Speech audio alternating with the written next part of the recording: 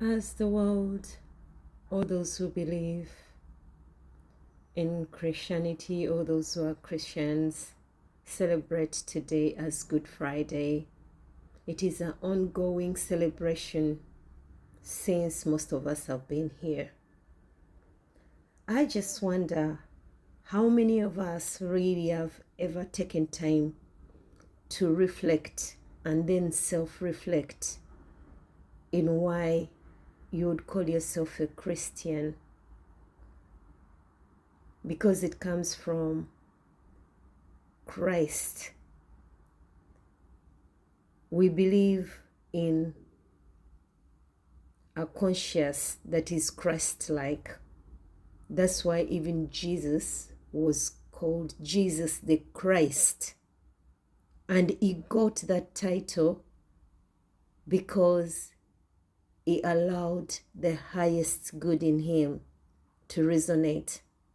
Do you ever wonder if he had had the divine birth, but then didn't follow through the path that God, our Father, had assigned to him? When we commemorate or remember today and we call it Good Friday, it means we should be people who are liberated and feel redeemed and are living a Christ-like life. And then we are worthy to be his disciples. We are worthy to be his followers. If honestly the way religion is portrayed on the outside or through the actions of church going was the way we lived it, heaven would be on earth, because each one of us will bring out the kingdom of heaven within them and bring it out to earth. The simplest thing we can do is just to follow his examples.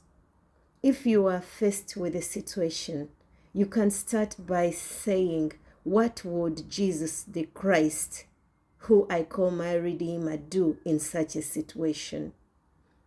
Everything we see, as long as we leave it on the outside, it will just be words. It will just be knowledge.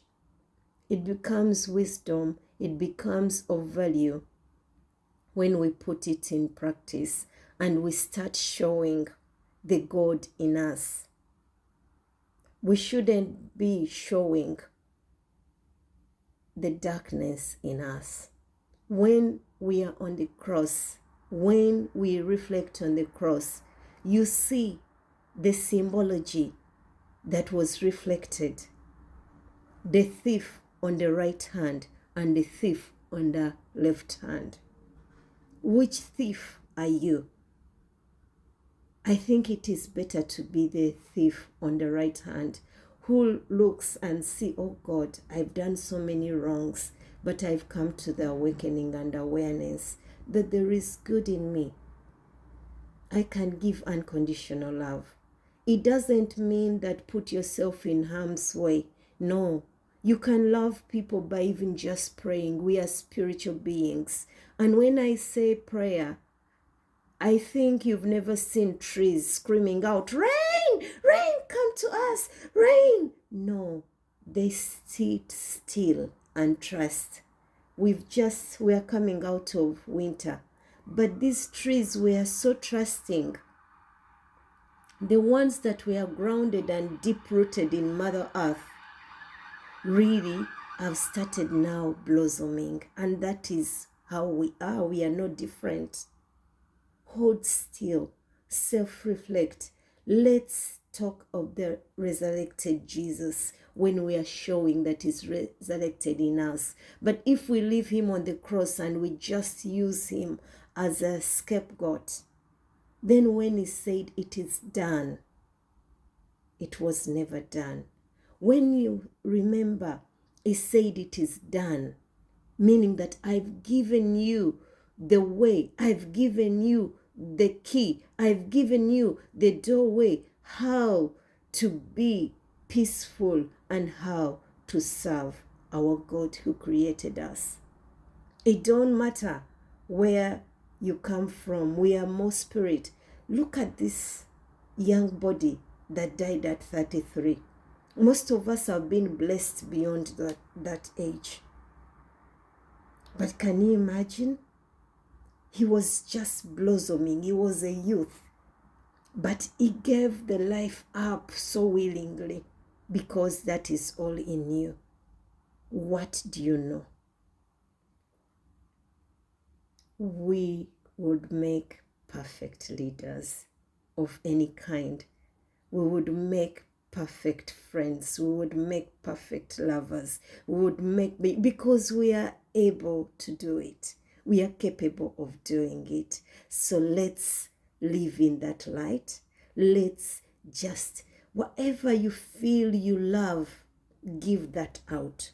Because if you didn't know that how it feels, then you would not want it from the outside.